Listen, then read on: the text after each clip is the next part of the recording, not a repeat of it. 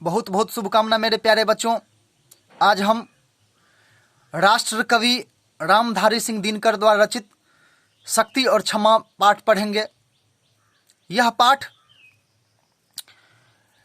दिनकर द्वारा रचित प्रबंध काव्य कुरुक्षेत्र के तृतीय सर्ग से लिया गया है। इस काव्य में महाभारत के बाद अर्थात महाभारत युद्ध के बाद युधिष्ठिर और भीष्म में जो बातचीत होती है उस बातचीत का वर्णन है। इसमें युधिष्ठिर कहते हैं कि युद्ध करके मैं पश्चाताप कर रहा हूं। इस पर भीष्म उन्हें समझाते हुए कहते हैं, क्षमा दया तप त्याग मनोबल सबका लिया सहारा, पर नर व्याघ्र सुयोधन तुमसे कहो कहां कब हारा। बानों की सैया पर लेटे हुए भीष्म युधिष्ठिर से कहते हैं कि हे युधिष्ठिर, तुमने कौरवों को समझाने के लिए क्षमा दया तपस्या त्याग और मनोबल सबका सहारा लिया, पर बाघ के समान नर जो है अर्थात दुर्योधन, वह तुमसे कभी हार नहीं माना। वह सदा तुम्हारे साथ चालाकी करता रहा। क्षमाशील हो रिपु समक्ष तुम हुए बीनत जितना ही, दुष्ट कौरवों ने तुमको कायर समझा उतना ही। हे युधिष्ठिर, तुम शत्रुओं के सामने भी क्षमाशील हो अर्थात तुम शत्रुओं को भी क्षमा करने वाले हो। तुम जितना विनम्रता के साथ कौरवों के साथ पेश आया, दुष्ट कौरव तुमको उतना ही कायर और डरपोक समझा। क्षमा शोभती उस भुजंग को जिसके पास गरल हो, उसको क्या जो दंतहीन बीसहीन विनित सरल हो। इसमें रामधारी सिंह दिनकर जी का ओज स्वर दिखाई पड़ता है। इसमें कहते हैं कि क्षमा करना उस सांप को शोभा देता है जिसके पास जहर होता है। वो सांप क्या दूसरों को क्षमा करेगा?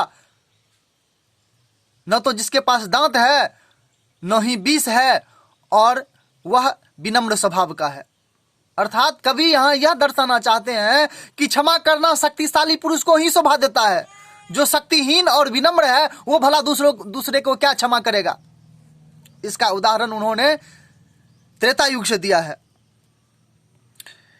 3 दिवस तक पथ मांगते रघुपति सिंधु किनारे, बैठे पढ़ते रहे अनुनय के छंद प्यारे प्यारे। उत्तर में जब एक नाद भी नहीं उठा सागर से, उठी धधक पौरुष आग राम की सर से। अर्थात सीता के खोज करने के लिए जब राम समुद्र तट पर पहुंचते हैं तो समुद्र देव से विनती करते हैं कि हे समुद्र मुझे रास्ता दीजिए। 3 दिन तक यह चलता है कहानी। 3 दिन तक वह वहां बैठ के समुद्र देव से विनती करते हैं कि हे समुद्र देव मुझे रास्ता दो, लेकिन समुद्र कोई भी आवाज नहीं देता है, कुछ नहीं बोलता है। तब राम का क्रोध जागृत हो जाता है और वह अपने धनुष पर अग्निमान चढ़ा लेता है कि आज हम समुद्र को शोक ही लेंगे।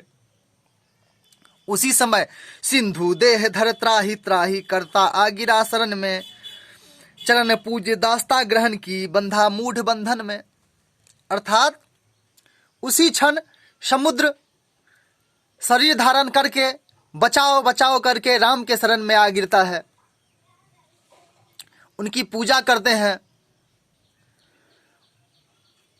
उनका अधिपति स्वीकार करते हैं और वह मूर्ख अपने ऊपर बांध बनवाने की आज्ञा दे देता है। सच पूछो तो सर में ही बसती है दीप्ति विनय की, यदि सच मायने में पूछा जाए तो विनम्रता की चमक उसके बाण में ही होती है। अर्थात पराक्रम ही विनय की शोभा बढ़ाती है। संधि वचन संपूज्य उसी का जिसमें शक्ति हो विजय की। लोग उसी के साथ मेल जोल की भावना रखते हैं जिसमें विजय की शक्ति होती है, जीतने की शक्ति होती है। सहनशील क्षमा दया को तभी पूजता जग है, बल का दर्प चमकता उसके पीछे जब सब जगमग है। यह संसार क्षमाशील, सहनशीलता और दया को तभी पूजा करता है जब क्षमाशील करने वाले व्यक्ति में शक्ति हो, बल का दर्प चमकता उसके पीछे जब जगमग है। उस शक्तिशाली व्यक्ति के अभिमान से ही उसके तेज और शौर्य की चमक सब ओर फैलती है और यह संसार उसके बस में हो जाती है। धन्यवाद।